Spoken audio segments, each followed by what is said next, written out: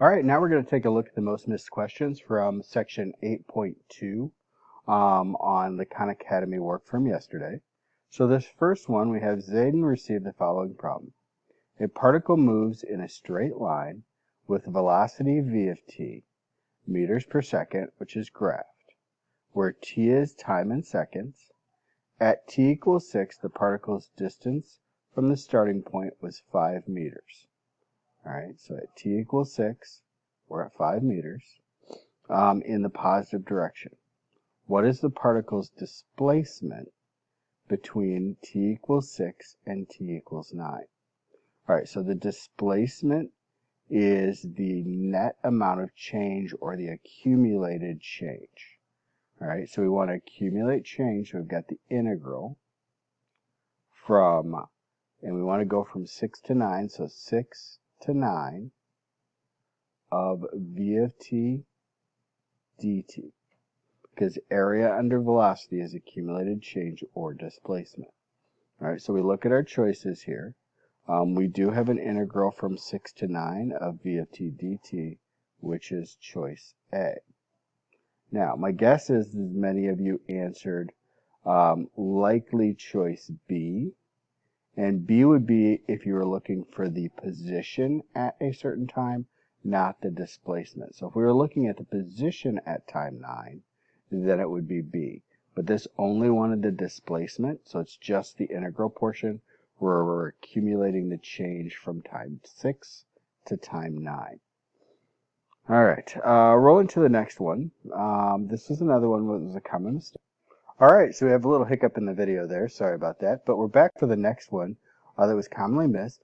And this one says a particle moves in a straight line with the velocity given in meters per second, where t is time in seconds. At t equals 0, the particle's distance from the starting point was 4 meters in the positive direction. What is the particle's displacement between time 0 and 5? All right, so displacement is accumulated change.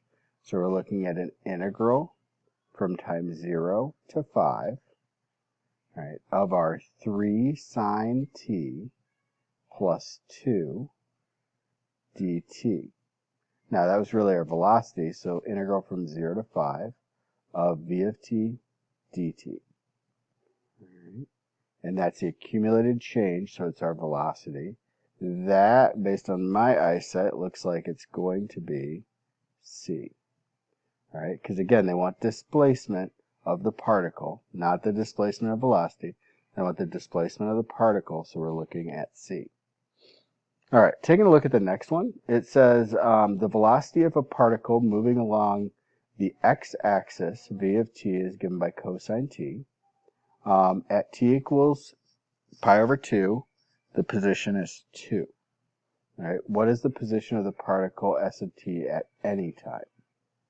All right, so if I look at this, all right, I want to find position. So position, I need my starting point plus my accumulated change.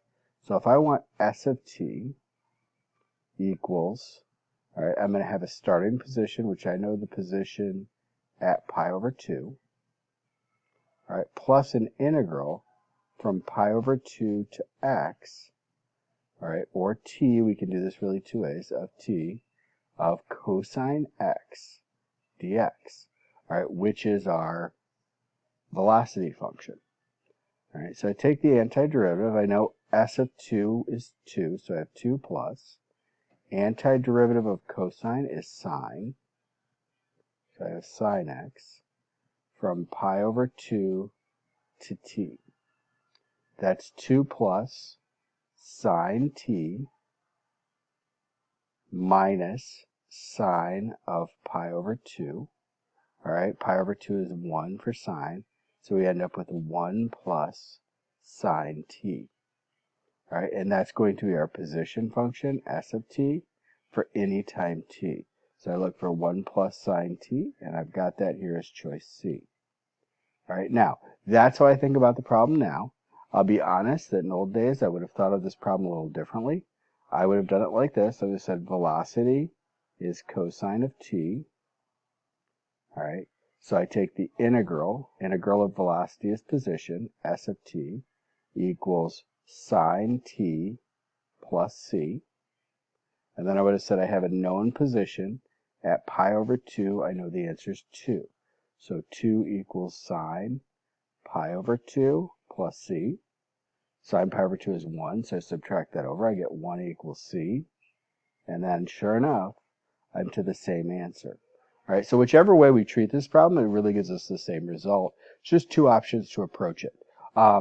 This is very intuitive.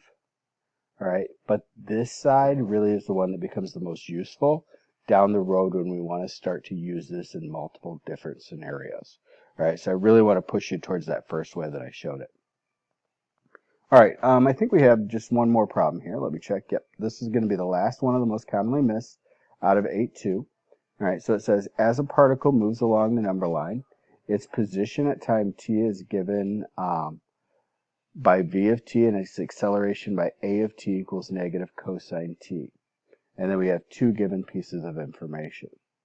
All right, so for this one, I know a of t equals negative cosine t, and I want to work my way backwards. All right, so since I'm going 2 layers back, and we don't really have a double integral that we know how to work with yet, we're going to have to take this from the find the constant standpoint, or we can do it as two cycles of the problem. So I'm going to go ahead and I'm going to take the integral of both sides. That takes me to v of t equals antiderivative of cosine is sine. So antiderivative of negative cosine is negative sine of t plus c. All right, I know that v of pi is 2. So I'm going to put a 2 in, negative sine pi plus c. That means that c is 2. All right, so I've got v of t equals negative sine t plus 2. Take the integral of both sides, and I've got s of t equals antiderivative of sine is negative cosine, so antiderivative of negative sine is going to be cosine. So I have cosine t plus, and then the antiderivative of 2 is 2t plus c. All right, so now I plug in my other known information, which is that at pi over 2, we're at 3 pi. All right, so 3 pi equals cosine of pi over 2, all right, which is going to be 0, plus 2 times pi over 2 plus c. All right, so that's 3 pi equals 0 plus pi times, because 2 times pi over 2, so that's going to be pi, plus c. So c equals 2 pi. That means my position function, s of t, equals, if we go back, we've got cosine of t plus 2t plus 2 pi. And then I want to evaluate that at 0, so s of 0 equals cosine of 0 plus 2 times 0 plus 2 pi. Cosine of 0 is 1, so we have 1 plus 2 pi. All right, and that would be our s of 0. All right, and I think that's the most efficient way through that problem. It's a little bit longer, right? Your other route, if you really want to do it the other way in this one, is we could say that v of t equals the velocity we know, which is v of pi, plus the integral from pi to t of acceleration, which is negative cosine t dt. All right, if I do it that way and then work through and then do the same thing for position, where s of t equals s of pi over 2 plus an integral from pi over 2 to t of whatever our result is there. All right, again, I think that might take a little bit more time in this. In one step, that's really handy. When it's multiple steps, sometimes just solving for the c is just as easy. All right, you should be comfortable with both. This is going to be handy in a lot of situations and a good way to think about setup, but this is also a good option to find that c value when you have a known condition. All right, so that takes you through all the most commonly missed problems from yesterday's work. All right, so today you're moving on into section 8.3. All right, and we'll go from there. So you've got con videos and then short problem sets. All right, I will hopefully see you guys tomorrow. Have a great day.